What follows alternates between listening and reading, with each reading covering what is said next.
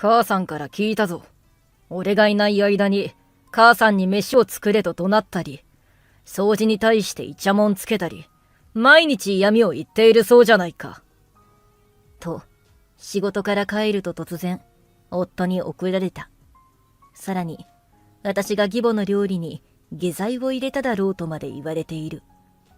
私は、どんなに義母と夫を恨んでいても、絶対にそんなことはしない。何より、怒られたくなくて、毎日必死だったからだ。今すぐ家から出て行け。実家にでも帰って頭を冷やしてこい。と、勢いよく扉を閉められた。さらに恐ろしいのは、夫の後ろにいた義母が、うっすらにやりと微笑む姿が見えたのだ。そう、義母が夫に嘘の情報を伝え、それを信じた夫が私にブチギレたのだった。ブチッと、とうとう私の中の何かが切れた音がした。この後、姑は想像を絶する後悔をすることになる。私は瑠璃、現在ファッションデザイナーとして働いている30歳だ。小さい頃、祖母が私のためにワンピースを作ってくれたことがきっかけで、洋服の魅力にはまった。祖母の手作りワンピースが大のお気に入りで、ボロボロになるまで着続けたのを覚えている。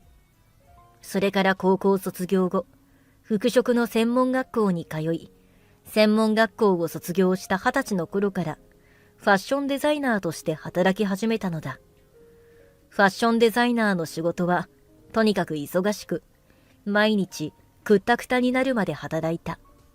でも、自分がデザインしたお洋服が店頭に並び、誰かの手に渡る瞬間がとても好きで、恋愛するのを忘れるほど無我夢中で働いたのだ。そして気づけば28歳、30歳までには結婚したいと思いがあったが、出会いもなくさすがに焦りを感じ、婚活パーティーに行き、そこで現在の夫、祐介と出会った。結婚して半年、お互い共働きのため、家事は分担して行っていて、順風満帆だったと思う。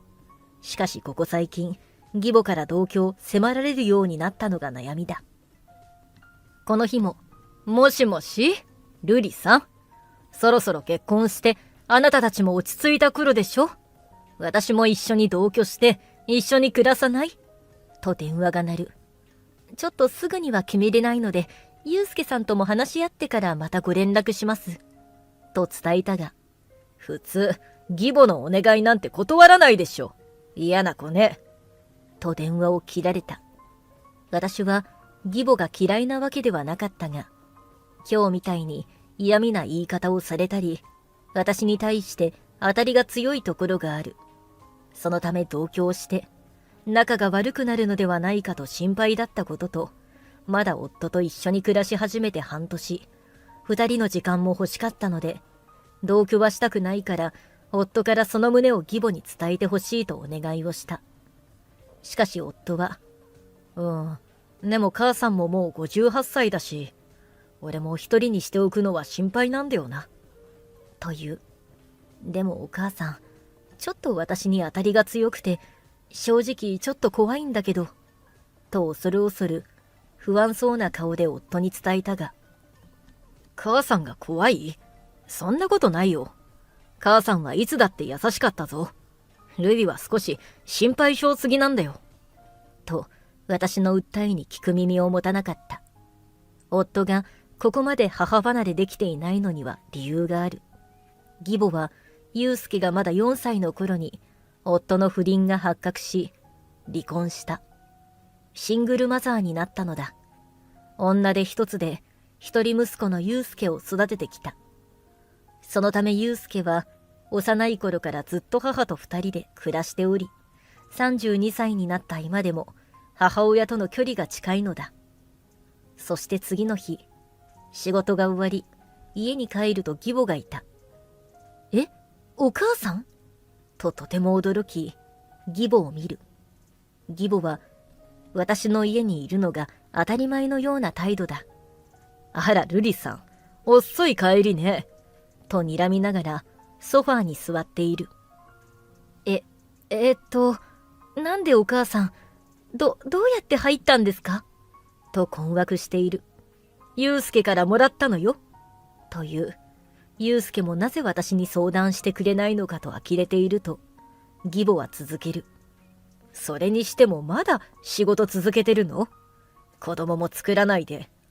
ちょっとくらい嫁の仕事をしたらどう？と、私も子供ができるもんなら欲しいと思っている。だが、子供は授かり物だ。欲しいと思って簡単にできるものではないのだ。すいません。仕事は好きなので、辞めるつもりはありません。家事をおろそかにしてるわけではないですし。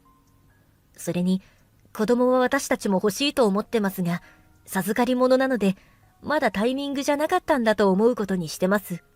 と告げたが。何が仕事が好きよ。ろくでもない。せっかく旦那がいるのだから、専業主婦になって祐介を支えればいいのよ。それに、子供がタイミングですって。あなたに何かあるんじゃないの？と、私の気持ちも何一つ考えず、無責任な言葉で私を罵る。私が何て言おうと考えていると、玄関が開く音がした。ガチャ。ただいま。あれ？母さん来てたのか？どうしたんだよ、突然。今日から一緒に住もうと思って荷物も全部持ってきたのよ。と微笑んだ。私はもうその行動が信じられなくて、唖然とする。勝手に同居だなんて、あんなにしたくないと夫に伝えたのに、私は助けを求めるように夫を見た。しかし、夫は私から目をそらし、そうなのか。いいよ、そうしよう。俺もその方がいいと思ってたんだ。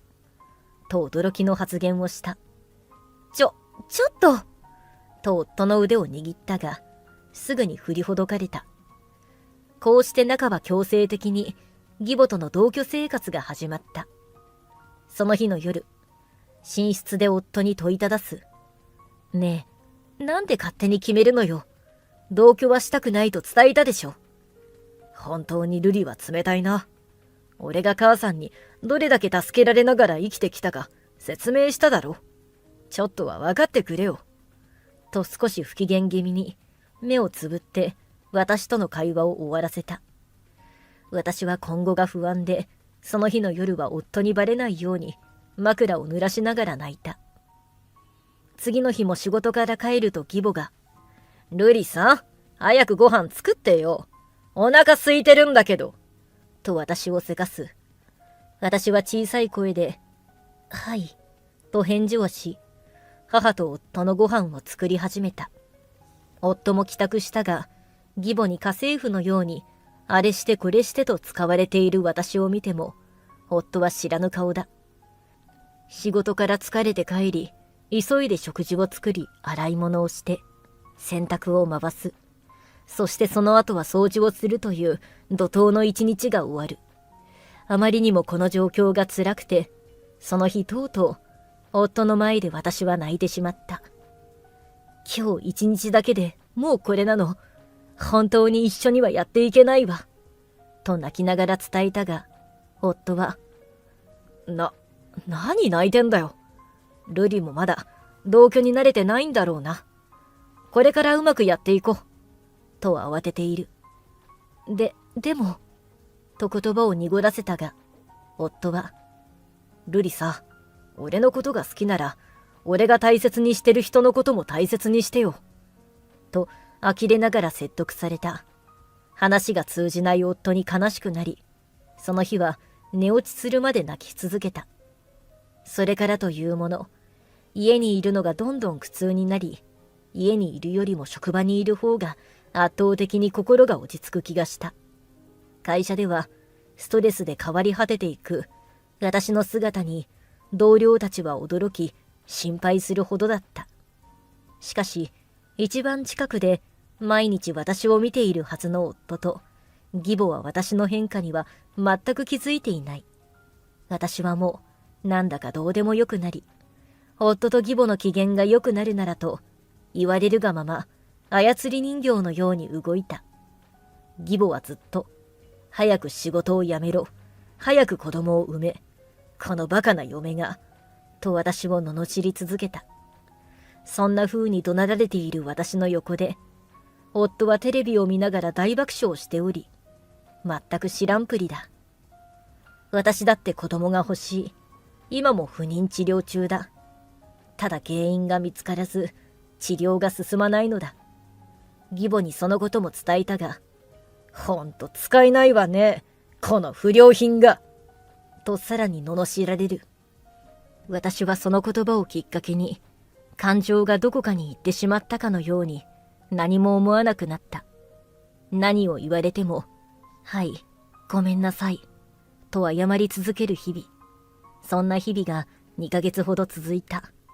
しかし、そんな苦痛で耐え難い日々が突然終わりを迎えた。ある日、家に帰ると、夫が血相を変えて腕組みをし、私の帰りを迎えた。何？どうしたの？どうしたのじゃないだろうと怒鳴る。私は訳がわからなかった。祐介を怒らせることをしたつもりはない。何のことだかさっぱりわからないのだけど。母さんから聞いたぞ。俺がいない間に母さんに飯を作れと怒鳴ったり、掃除に対してイチャモンつけたり、毎日嫌味を言っているそうじゃないか。この人は何を言っているのだと理解するのに少し時間がかかった。しかし後ろに隠れていた義母がうっすらにやりと微笑んだ。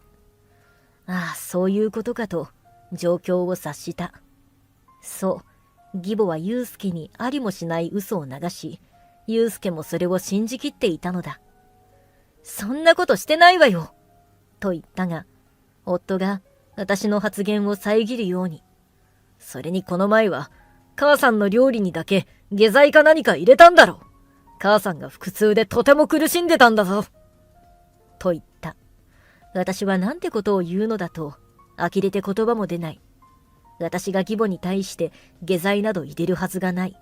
義母にご飯を作ってほしいなども頼んだこともないし、そもそも義母はご飯も掃除も何もしたことがない。頼んだところで怒るだけで無駄なので頼むはずもないのだ。あんなにも毎日罵られている私を見ているくせに、祐介は私じゃなく義母を信じていることにまず驚いた。何度も母さんを大切にしてくれと言ったのに、お前は最低だ。今すぐ出て行け。実家にでも帰って反省しろ。と怒られる。義母も、あなたって子は本当にひどいわね。本当にお腹痛かったのだから、とにかく当分顔も見たくないわ。と言われる。私は何とか弁解しようとしたが、玄関の横にはすでに大きなバッグに私の荷物がまとめられており、玄関の外にバッグを放り投げられて、突然勢いよく扉を閉められた。なぜ祐介は私のことを大切にしてくれないのか。私だって何度も祐介に訴えたのに、義母のあんな嘘を信じるなんて、と悲しくなり、涙でボロボロになりながら実家に帰った。実家に帰ると、変わり果てた私の姿に両親はかなりのショックを受けていた。自分では気づいていなかったが、義母と過ごした2ヶ月の間に円形脱毛ができ、体重もかなり減り、化粧っ気もなくなり、急激に老け込んでいたのだ。誰がどう見てもファッションデザイナーとはかけ離れた身なりだったのだ。両親に帰宅した事情を説明すると、よく頑張ったわね。あなたは何も悪くない。大丈夫よ。と私を抱きしめてくれた。こんなことになるなら、絶対に嫁になんて行かさなかったのに。と母も一緒になって泣いてくれた。父はというと、もうあの家に戻らなくていい。お前は十分頑張ったし、これからはもう、そんな人たちのために頑張らなくていいんだよ。と言ってくれ、私はやっと肩の荷が下りた気がし、その日は一日中声が枯れるまで泣いた。両親から落ち着くまではしばらく一緒に住もうと提案してもらい、家には帰らず実家で過ごすことにした。自分の家とは違い、実家は本当にくつろげる場所だった。祐介からは何度か、反省したか？これからは母さんを大切にできると誓うか？という LINE が届いたが、すべて未読無視をした。すると次は、なんで返事返さないんだよ。見てるんだろ。母さんは優しいから、もう気にしてないと言ってるぞ。などの連絡も届いていた。これももちろん未読無視した。それから数ヶ月経ち、私は久しぶりに自分の家へ帰宅することにした。私が帰ったことを知り、夫が走って私のもとにやってきた。やっと帰ってきた。長く拗ねてたな。反省したかと茶化すように聞いてくる。義母も一緒になって、本当に遅い戻りね。やっと頭を冷やしたの？本当にできない嫁は反省するのにも時間がかかるようね。と茶化し始めた。しかし、私はもう動じない。冷静な顔で、はい、反省してきました。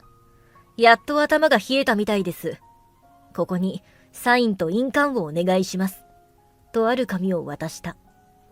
その紙を見て、義母と夫は声が出ないほどに驚き、みるみる顔が青ざめていく。そう、私が渡した紙は離婚届だったからだ。え？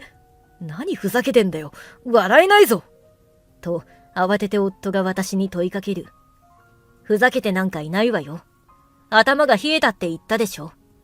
私を大切にしてくれないあなたたちのために、身を削っているのがどれだけバカなことかやっとわかったの。と、すがすがしい顔で告げた。落ち着きなさいよ。別に離婚してほしいとまでは言ってないでしょ。と、かなり困惑しているようだった。いえ、何を言われても私の気持ちが変わることはありません。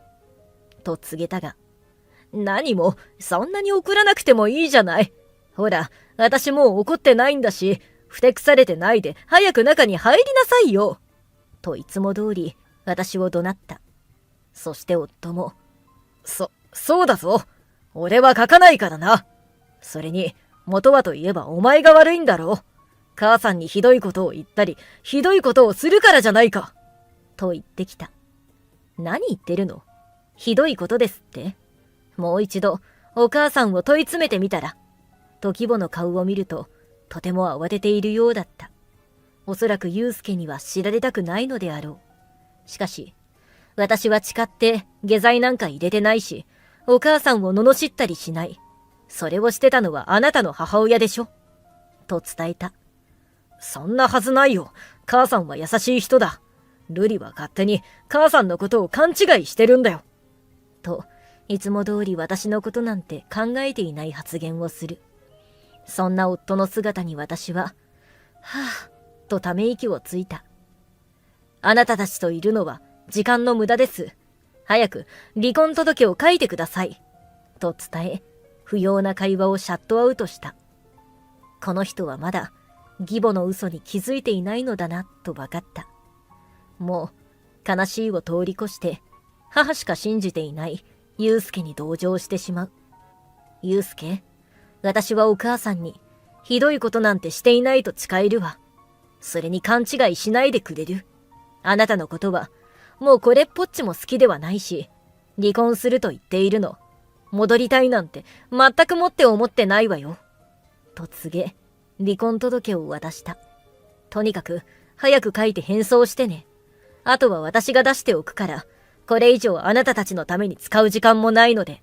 と告げ、次は私が大きな音を立てながら勢いよく扉を閉めた。扉を閉める直前、義母がなんてことをしてしまったのだという青ざめた顔で頭を抱えているのが見えた。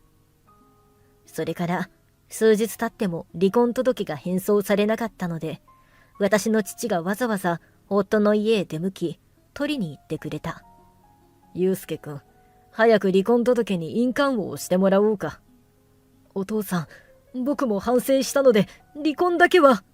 と父にすがっていたらしいが、父は冷静な顔で、もう無駄ですよ。早く書いてください。と再度告げた。また義母はというと、この度は申し訳ございませんでした。瑠璃さんに戻ってくるように伝えてくれませんか？もう子供じゃないんだからね。と、父の同感を求めてきたそうだが、父は義母を鋭い眼光で睨みつけて、瑠璃は何もしてません。何かしたのはあなたでしょ。と義母を見た。私の父のその姿に義母はかなり萎縮していたそうだ。そしてそんな父の姿を見てやっと諦めがついたようで、祐介がサインを書き印鑑を押した。父の協力もあってやっと離婚届を市役所に提出し、離婚が成立した。私は晴れてバツイチとなった。バツイチとなったが、大好きな洋服の仕事にも何も気にせず没頭することがこんなにも楽しかったのかと改めて気づいた。そのせいで当分はまた仕事が恋人になりそうな予感だ。何より義母と同居している頃は仕事終わりの帰り道がとても苦痛だったが、今は楽しく仕事を終え、家に帰ってから一人でビールをごくっと飲む瞬間が一番の楽しみになった。その後、祐介はというと、また結婚相手を探すため婚活パーティーに出向いていると知人から聞いた。本当に懲りない人だ。また義母の家政婦になる被害者が出るのかなと同情する。しかし相手はなかなか見つからないそうだ。何せ祐介は自己紹介の際に母と同居できる方を希望と書いてるらしい。それにバツイチで傲慢な性格で、ただの中小企業のサラリーマンで年収もさほど高くない。まだまだいい人に出会うのは難しいだろう。また私がファッションデザイナーだったため、祐介よりもかなり年収が高かったので、義母と祐介は私の給料に頼りきりだった。そんな私がいなくなったため、突然家計が苦しくなり、埃まみれの家でひもじい暮らしをしているらしい。私はというと、プライベートでのストレスがなくなり、仕事もとても順調で、今年は出世もした。バリバリのキャリアウーマンとなった。そして実は知人の紹介で、年下の男性と出会い、現在交際中だ。その人は私がバツイチだと告げても、バツイチじゃないですよ。今は丸一って言うんですよ。なんで丸一なのと聞くと、経験を積んだから丸なんですよ。瑠璃さんはバツイチじゃなくて丸一です。なんて、くったくない笑顔でそう言ってくれた。私はそんなポジティブで可愛い年下彼氏が大好きだ。ひとまず同棲は始めることにしたが、義母との同居だけは何があっても勘弁してくださいと伝えてある。